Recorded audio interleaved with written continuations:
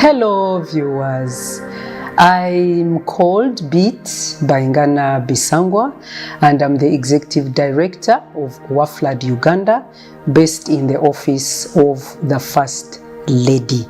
WAFLAD stands for Organization of African First Ladies for Development, and so I head the Uganda chapter. I also have other assignments at the Ministry of Education. WAFLAD started in 2001 when the First Ladies were together, having accompanied their husbands for the presidential meetings. They got together and they said, why don't we start an organization where we can keep in touch with each other and really for mutual edification, mutual encouragement, and develop our passions and then share experiences and look at best practices and just mentor each other, you know. And so they started. And so in Uganda, I was requested to head this program, which started in 2003. And our mission is really policy analysis in the areas of maternal health, HIV and AIDS, and the empowerment of the girl child.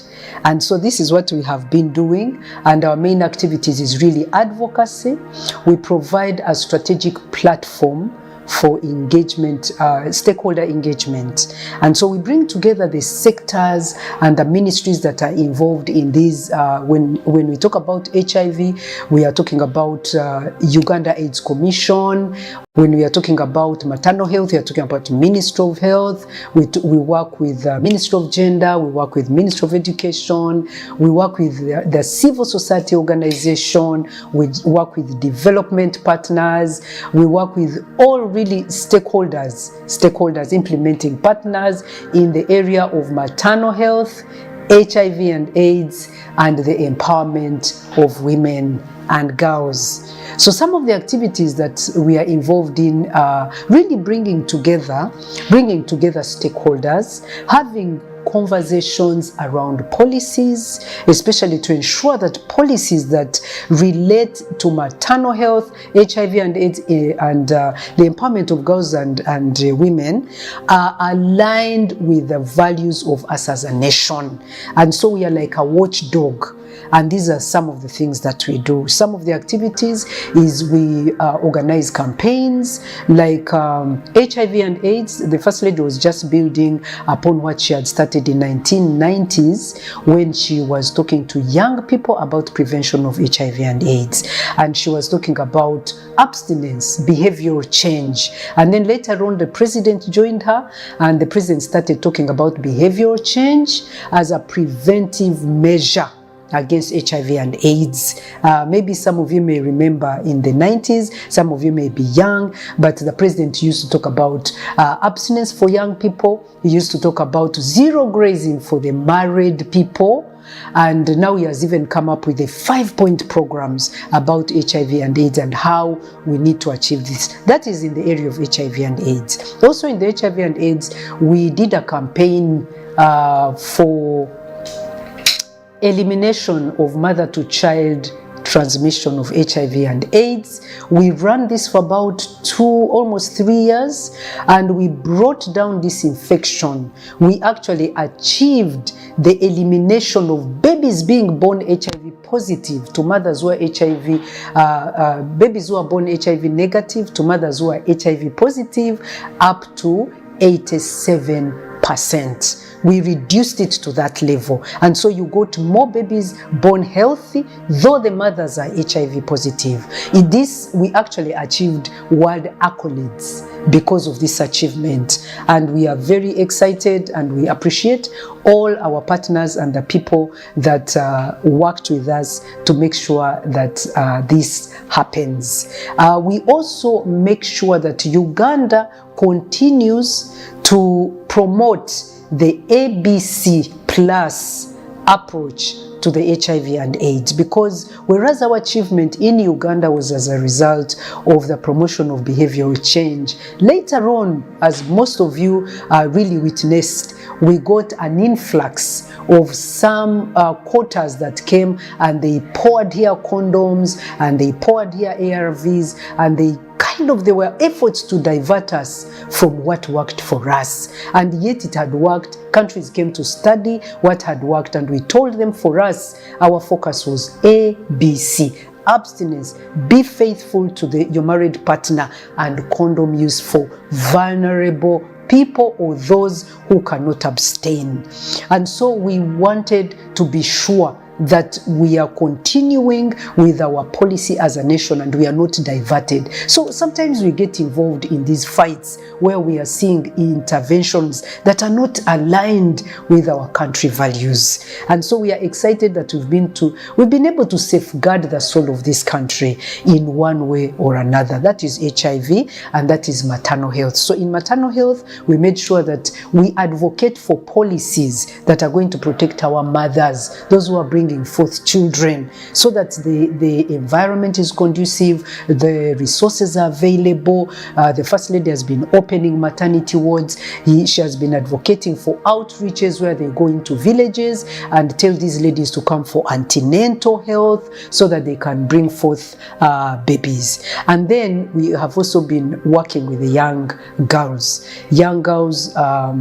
Now really the First Lady was requested to champion the empowerment of the girl child. So we do celebrate International Day of the Girl Child, but she has expanded it to include the boy child. So we believe that every adolescent needs attention. And so the First Lady came forth and spearheaded the campaign for the empowerment of the adolescent, whether you're a girl and whether you're a boy. And so actually until recently, we are now running regional campaigns that are called Regional Youth Summits. And these Regional Youth Summits are meant to empower the young people with life skills and to inspire them to be people that are focused, are goal-oriented, people that have an end in mind, people that have a vision, people that understand that they have a destiny, God-ordained destinies for their lives.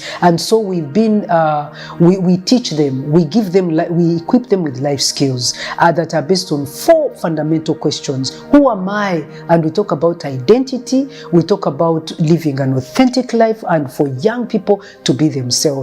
We answer the question, why am I here? And this is the question of a destiny, that every young person may understand that I'm here for a reason. I have a God-ordained destiny that I must pursue. 3, we ask, what is my destiny? How do I get there? How do I get there? And this is to define your vision, to define your purpose, to understand. We give them career guidance so that they are focused, and we tell them you do not have to be engaged in things that are going to divert you from who you're supposed to be. And then 4thly, we talk about the strategies that will help you to get there, to live value-based lives, to understand the worldview by which you live, and we encourage them to live by God's standards and God's principles so that they are able to live successful life, to go through life and maneuver and be able to navigate the current complexities of the life and the world that the young people are going through, so that they focus on what really matters. We also observe some of the policies, some of the laws that are coming in place. We work with Parliament sometimes to be able to advocate for the right laws, the right policies, the right strategies that are going to be sure that we are not misaligned with what we believe is right for our countries. And so we've had a lot of achievements. We've seen successes, first of all, in providing these strategic platforms. We have seen that the power in coordinated activities, when you bring stakeholders and key players in a sector And then you begin to have conversations about baselines, about statistics, what is our situation? And then you say, how can we make this better? And then you align them and you moderate conversations that are coming from different angles, from government sector, from the private sector, from civil society organizations, from parents, from teachers, and they are putting their minds together and they are coming up with homegrown solutions to our challenges. We have seen a lot of achievements. We have seen HIV go down, we have seen the empowerment of the young people, and we see this from the feedback that we get from parents, feedback we get from schools, head teachers, the teachers, feedback we get from regional, local government officials that are telling us what the achievements that these campaigns are giving them, the motivation, the inspiration to make sure that government policies are actually happening. And they're also like watchdogs to see some funny civil society organizations that want to come and penetrate our societies and bring things that are not aligned. We have seen achievements in terms of getting watchdogs to be sure that our strategies are actually upheld. Yeah, and then just like any other programs and undertakings, we have challenges. We have challenges from some quotas that come with lots of money, come with lots of power, and they want to infiltrate. They want to use our lawmakers. They want to enact policies and strategies that are not in line with what we believe. I'll give a point in time, an example. We were trying to develop a sexuality education framework in the Ministry of Education, and we got a lot of pressures. Where people think that we should include certain things like rights and diversities and focus on minorities, but we know that behind that there are certain aims and certain aims that we don't agree with. And so we made sure that as we were developing rights-based sexuality education framework, it was also values-based. We wanted to be sure that we are promoting values that are in line with our national values, our religious values, our cultural values. And so we came up with this framework. It may not be popular with some of those quotas that think we should let everything happen, children do whatever they want. They want to promote, for example, that children have a right to have sex at whatever age, even a 10-year-old child. And we are like, no. They want to prioritize abortion as a right. And we are like, no. The first line of defense for a child must be focus on your future, focus on developing values, focus on good behavior. And then when you're older, you will now know how to handle rights, because rights don't happen in a vacuum. Rights have to be accompanied with responsibility. We are teaching them that whereas you have rights as children, parents also have a right. And so you have to have values of, for example, honoring people in authority. But the challenges we are having are those people who want to promote things that we don't agree with. We also have challenges with people who are corrupt, and instead of focusing on making sure that we are doing what we are equipped and what we are resourced to do, they want to pocket the resources instead of working. And we say Uganda is interesting. It's Uganda. You have people who have resources to do certain things and to promote certain policies and to ensure that for example, the social sector where I am is working well, but they are focused on trying to enrich themselves, and so they are putting these monies and these resources in their pockets. Greed and self-centeredness becomes a very serious challenge. The other challenge we got, of course, was the effects of COVID-19 came, and man, we were not prepared for it, especially us who are in the area of young people and promoting family values. Wow, we saw that families were not equipped with how to deal with young people at home.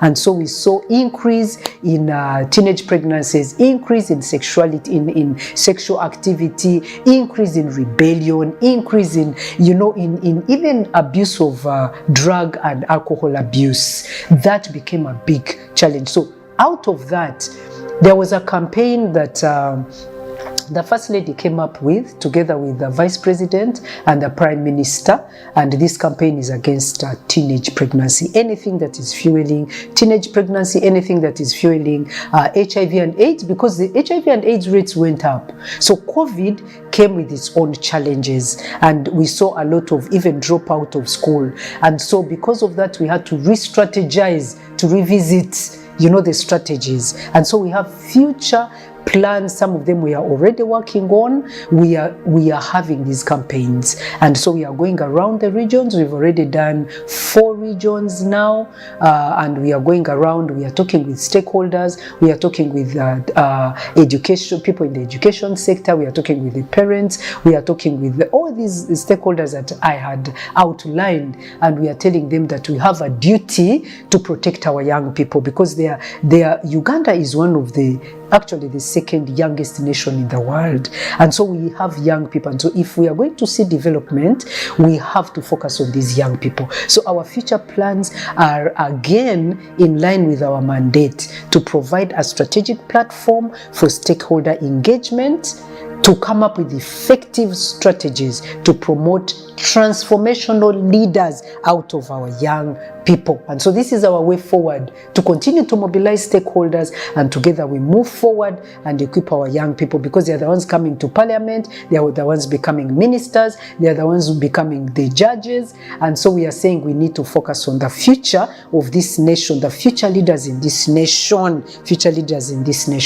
And so we would like to appeal to stakeholders, starting with government. We want government, and we really appreciate that government is making sure that we are coming up with the right policies, the right laws, and the right strategies to create an enabling environment for stakeholders to be involved in all sectors of society. So government, please continue doing what you're doing to provide this enabling environment, ensuring that we have the right policies, especially social policies, but also economic policies, development policies, to ensure that we are safeguarding the good of this nation.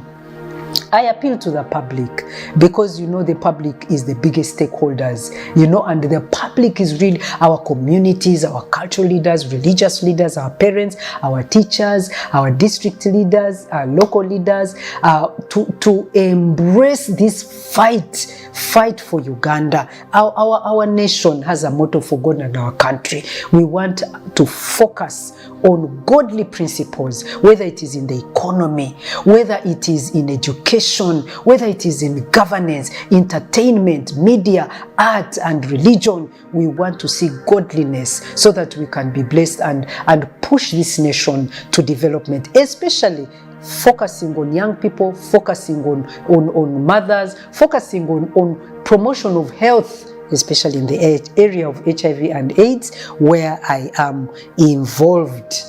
And I would like to take opportunity to thank, of course, all those that have made this possible. We wouldn't have been able to achieve this. The First Lady, I know, is always appreciative. Every time he gets an opportunity, he appreciates the key that the government has played. The President, His Excellency, has supported us.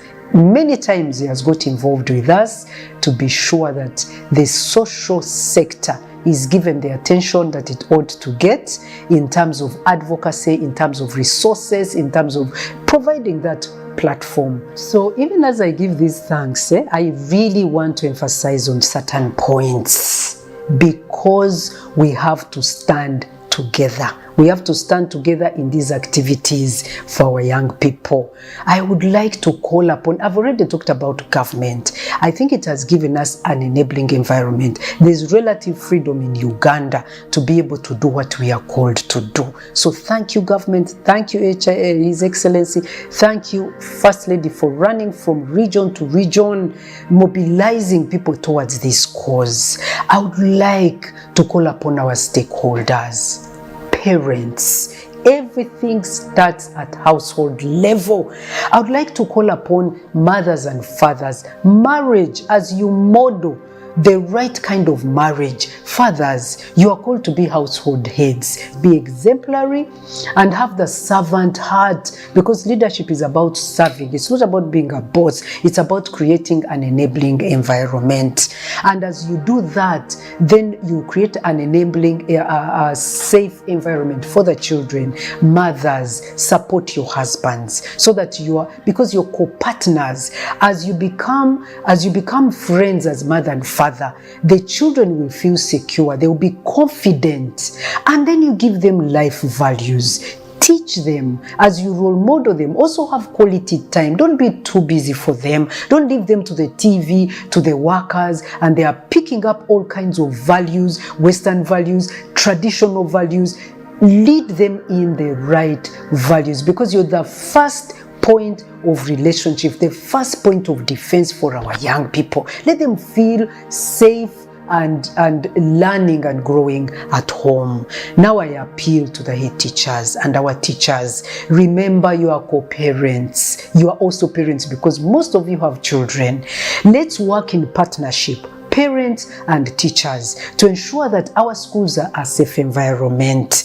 Not only academics, but also teach life skills. Those extracurricular things, speak to them, protect them, and look out for those teachers who, instead of protecting our children, are defiling them and misleading them and opening up our schools for these evil influences from outside. Protect our children, teach them, support them, and talk about these things. And then I would like to talk about, and at this point I want to even appreciate Uganda AIDS Commission, that is our close ally, the Ministry of Health, close ally, Gender, close ally, Ministry of Education, close ally. I would like to appeal to people to have health seeking behavior. Would like you to always go for testing.